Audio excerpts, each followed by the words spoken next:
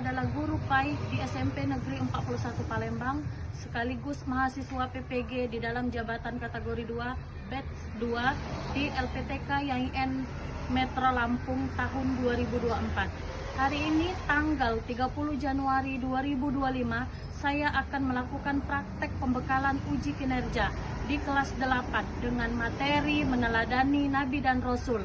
Cukup sekian. Assalamualaikum warahmatullahi wabarakatuh. Selamat menyaksikan. Assalamualaikum warahmatullahi wabarakatuh. Waalaikumsalam warahmatullahi wabarakatuh. Selamat pagi. Pagi. Apa kabar kalian semua? Alhamdulillah, luar biasa. Allahu Akbar.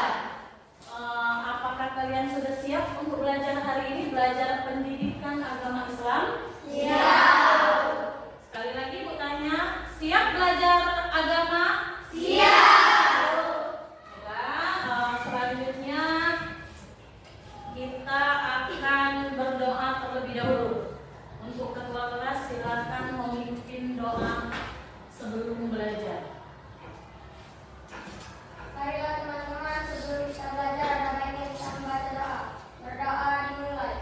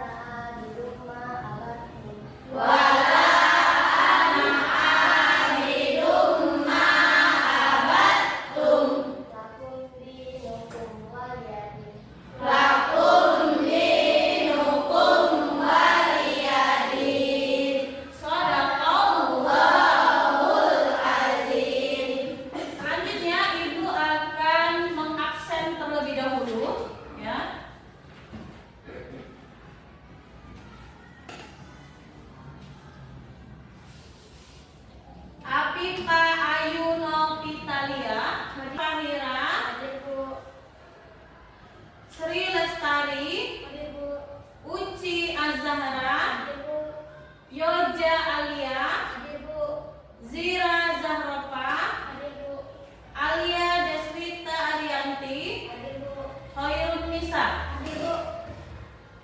Baiklah, kita sudah mengabsen. Kita doakan teman kalian yang sakit maupun yang izin, semoga diberikan kesembuhan supaya bisa berkumpul di kelas seperti biasanya ya.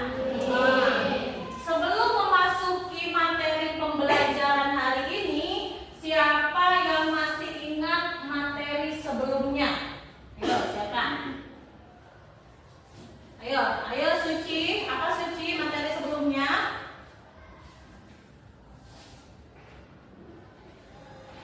Membaca Al-Quran dengan fasih. Membaca Al-Quran dengan fasih. Betul sekali. Jadi materi kita sebelumnya itu bab tentang membaca Al-Quran dengan fasih. Selanjutnya kita akan memasuki materi pembelajaran hari ini tentang iman kepada Nabi dan Rasul. Ayo siapa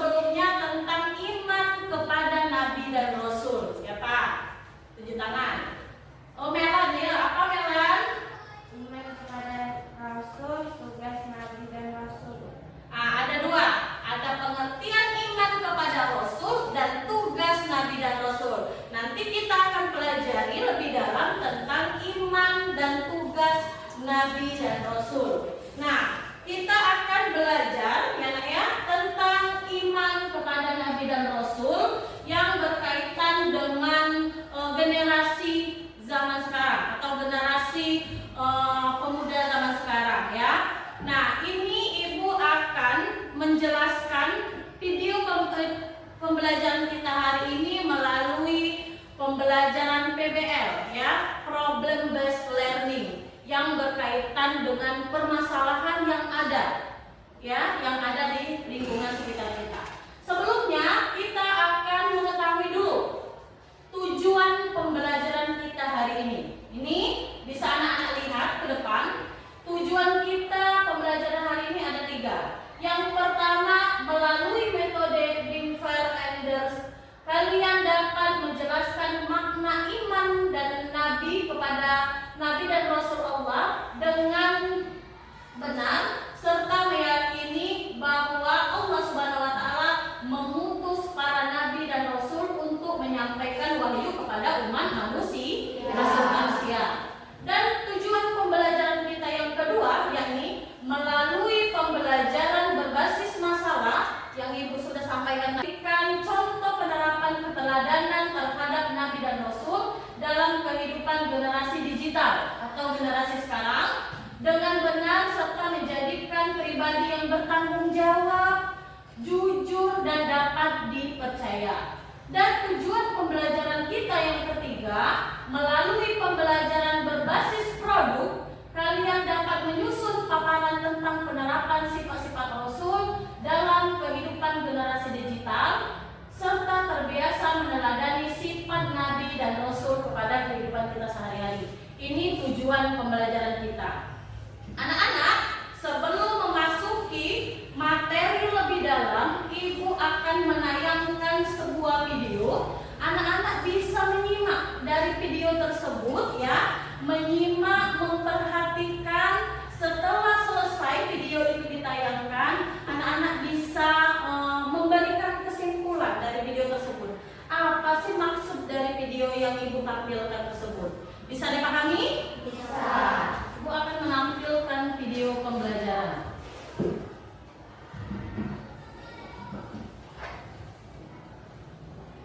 Kalian bisa mengeluarkan buku kalian. Nah, sudah tampil ya nak ya? Ini cerita yang sudah ada di video ya. Ini cerita tentang pengemis yang minta bantuan kepada Rasulullah SAW. Di antara kalian siapa nih yang ingin memberikan tanggapan dari video tersebut? Boleh, Maulana dulu, silakan. Apa? Dari video tersebut saya akan menyimpulkan bahwa Nabi Muhammad adalah Afifah, silakan. izin Bu dapat menginspirasi umat Islam. Dapat menginspirasi umat Islam. Beri aplaus untuk Afifah dan Maulana. Mantap. Nah, dari video yang Ibu tayangkan, kita sesungguhnya kalau mau berusaha ya pasti ada jalannya ya. Jadi jangan mau untuk tergantung kepada orang lain. Contohnya pengemis tadi ya, pengemis tadi apa-apa meminta bantuan orang lain. Padahal kalau kita mau berusaha ke depannya, kita akan menemukan jalannya sendiri. Sudah? Dari video tadi sudah kita selini beri tanggapan. Sekarang kita memasuki literasi. Anak-anak buka buku pendidikan agama Islam. Buka buku pendidikan agama Islam. Silakan kalian baca halaman 170 sampai 173 ya. 170 sampai 173, silakan dibuka bukunya. Sudah? Silakan anak-anak membaca.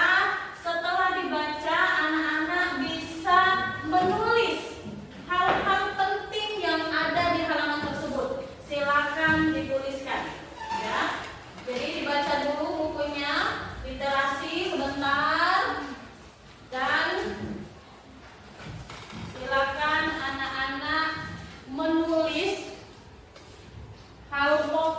yang ada di buku tersebut. Tulis 5 poin penting saja. Sudah. Selanjutnya bukunya bisa ditaruh di depan dulu ya. Ibu akan menjelaskan materi inti kita pada hari ini. Anak-anak bisa melihat ke depan, ke layar depan. Ini tentang meyakini Nabi dan Rasul menjadi generasi yang berkarakter. Bagaimana kita sebagai pelajar kita akan mempelajari cara menjadi pelajar yang generasi yang berkarakter. Sebelumnya Ibu jelaskan terlebih dahulu. Di sini ada namanya perjalanan panjang meyakini Nabi dan Rasul, membawa kita pada pemahaman tentang nilai-nilai luhur dalam hidup. Melalui iman dan teladan kita membangun karakter yang kokoh menjadi generasi penerus yang berakhlak mulia. Tentunya tidak mudah ya Nak ya, menjadi pelajar yang berakhlak mulia, yang mempunyai karakter. Hidup kita di zaman 2025 ini tentunya bukan hanya belajar di buku, tetapi kita dituntut untuk belajar melalui internet ya, melalui aplikasi-aplikasi yang menunjang kita untuk bisa memahami materi pembelajaran melalui Nabi dan Rasul. Selanjutnya kita akan membahas tentang pentingnya iman kepada Nabi dan Rasul. Di sini ada 2 landasannya. Pertama, landasan iman. Ayo, siapa sih yang tahu arti dari iman? Ayo, apalah ya? Jawab. Iman artinya percaya, membenarkan dengan hati, mengucapkan dengan lisan, dan melakukan dengan perbuatan. Iya, beri aplaus untuk Lea. Mantap. Nah, dari Lea tadi kita bisa melihat landasan dari iman.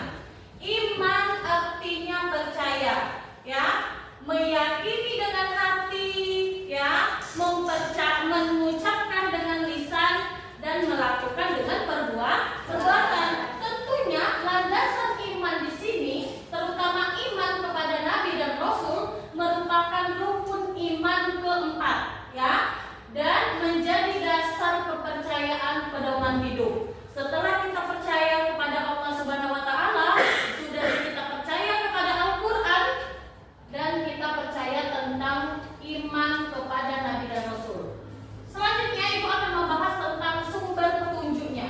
Di sini sudah dijelaskan, ya, mereka membawa risalah ilahi yang menjadikan petunjuk manusia serta menuntun mereka ke jalan kebaikan. Jadi pentingnya iman kepada Nabi dan Rasul ini sebagai petunjuk kita sebagai pelajar muslim muslimah untuk menjadi orang yang lebih baik lagi. Bagaimana Bu caranya mempelajari, bagaimana sih cara-cara untuk meneladani sifat-sifat Nabi dan Rasul? Setelah ini kita akan membahas sifat wajib Rasul itu ada berapa, kita akan membahasnya. Tetapi kita harus percaya dulu, landasan iman tadi dulu. Kalau kita percaya bahwa yakin kalau Nabi dan Rasul itu memang diutus Allah sebagai tuntunan bagi umatmu muslim, bagi kalian sebagai pelajar muslim muslimah tadi, enak ya? Lanjut, kita akan membahas tentang sifat wajib. Jadi ada 4 nih, boleh kalian buka di buku, itu ada keterangannya, ya. Ada 4 sifat wajib bagi Rasul dan 4 sifat mustahil bagi Rasul. Apa saja sih sifat wajibnya? Boleh coba, kalau bisa. Sifat wajib yang pertama apa? Coba ini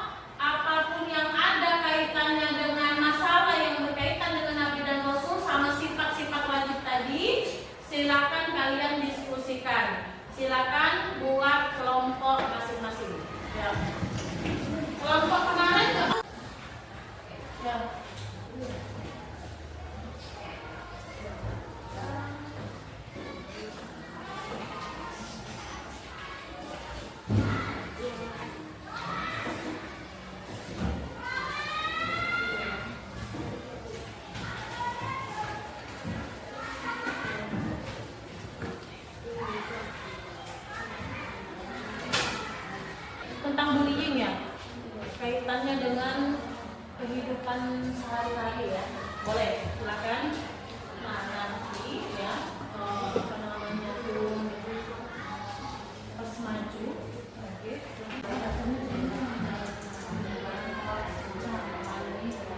Sudah menemukan masalah?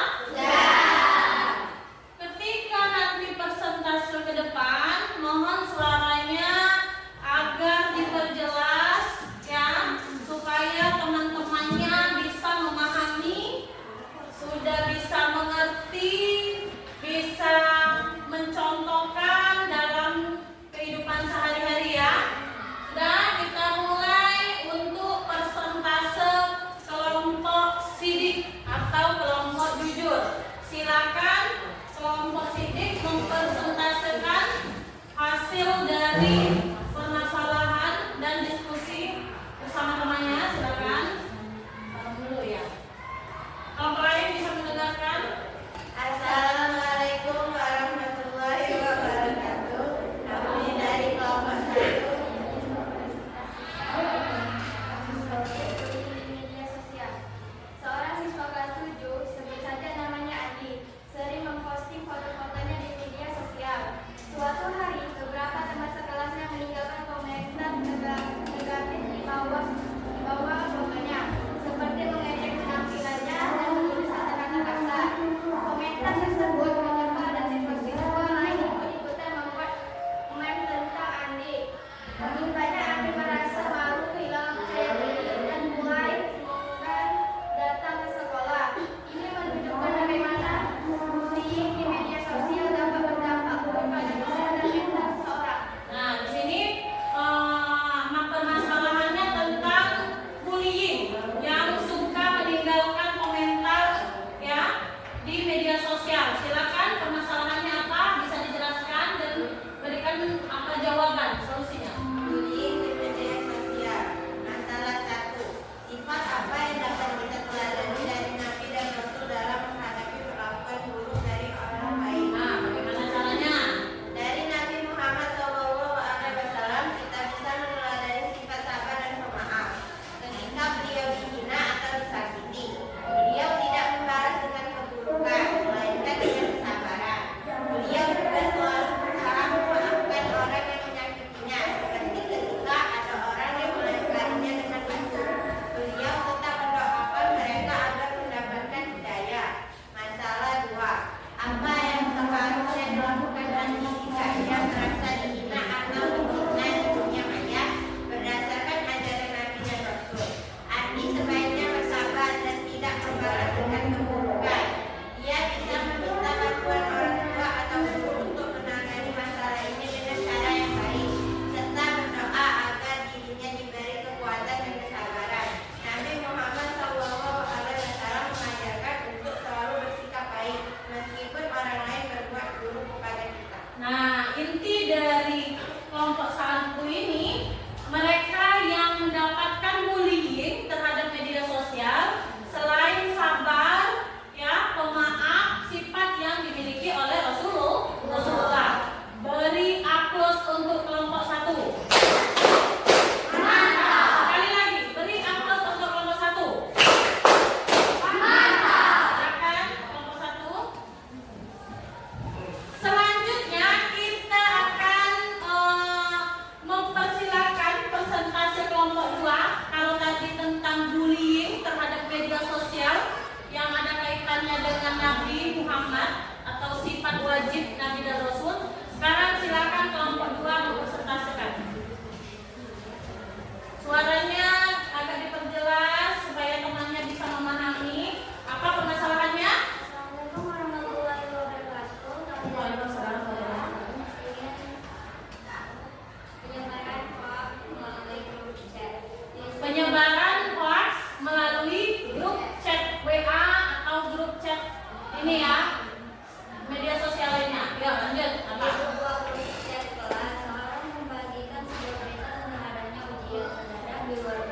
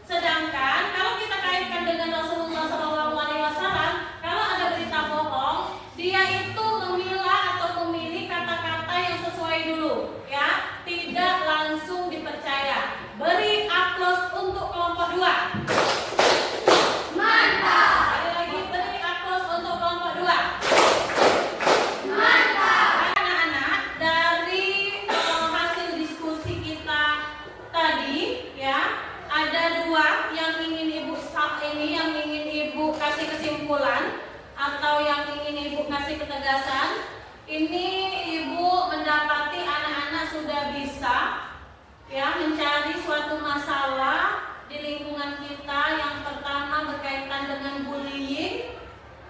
Bagaimana caranya kita sebisa mungkin menghindari bullying tersebut supaya tidak menyakiti orang lain. Dan yang kedua berkaitan dengan berita hoax atau berita bohong. Bagaimana caranya kita bisa memilah, sekalipun kita bisa memilih ya perkataan yang memang benar-benar, ataupun kalau kita sudah terlanjur mendapati berita hoax tersebut atau berita bohong tersebut, kita harus mengkonfirmasi terlebih dahulu sebelum menyebarkan ke banyak pihak. Apalagi sudah menyebar bukan hanya grup WA saja, maupun kamu menyebar ke media sosial. Karena yang terlihat di media sosial itu bukan hanya orang sekitar, tetapi di seluruh penjuru dunia juga menggunakan sosial media. Paham kira-kira? Itulah inti dari pembelajaran kita hari ini yang berkaitan dengan PBL, Project Based Learning, atau memecahkan suatu masalah. Nah, Ibu akan membagikan lembar LKPD untuk kalian kerjakan ya. Di sini sebelumnya Ibu jelasin dulu ya. Jadi di lembar LKPD tersebut kalian akan mendapati, misalnya Ibu kasih contoh sikap. Ibu akan meneliti sikap dulu ya. Satu misalnya menunjukkan rasa hormat kepada guru dan teman. Kalau kalian tidak pernah silakan contreng tidak pernah. Kalau kalian jarang silakan contreng jarang. Ada kadang-kadang atau sering atau selalu. Cukup dua saja ya. Berkaitan dengan rasa hormat. Dan selanjutnya nomor 2 itu berbicara sopan santun baik kepada teman maupun kepada guru ya. Silakan dikerjakan lembar LKPD-nya. Kelompok 3 dan 4 sudah Ibu bagikan ya. Di kelompok 2 silakan di sini tulis ya. Yang pertama coba tulis dulu ya, di belakangnya boleh. 1, menunjukkan ya, menunjukkan rasa hormat kepada guru. 1, menunjukkan rasa hormat kepada guru. Dan yang kedua, berbicara sopan santun kepada guru. Kalau kalian merasa selalu, silakan beri tanggapan selalu. Kalau kalian sering, silakan sering ya. Sering.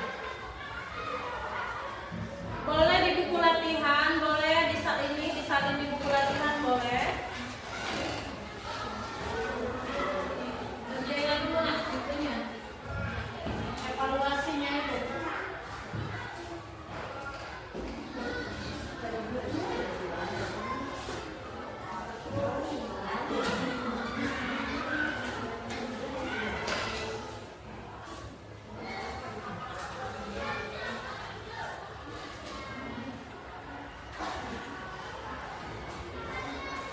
Sudah? Sudah? Silakan dikumpulkan nomor LKPD-nya.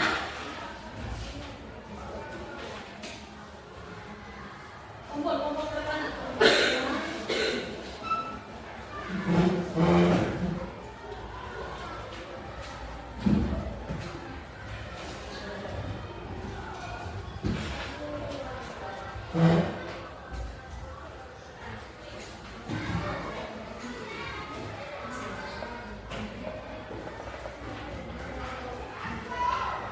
Sudah semua ini?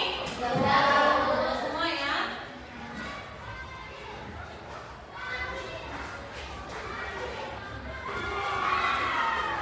Baiklah anak-anak, ini kita sudah mengerjakan evaluasi. Ibu akan memberikan kesimpulan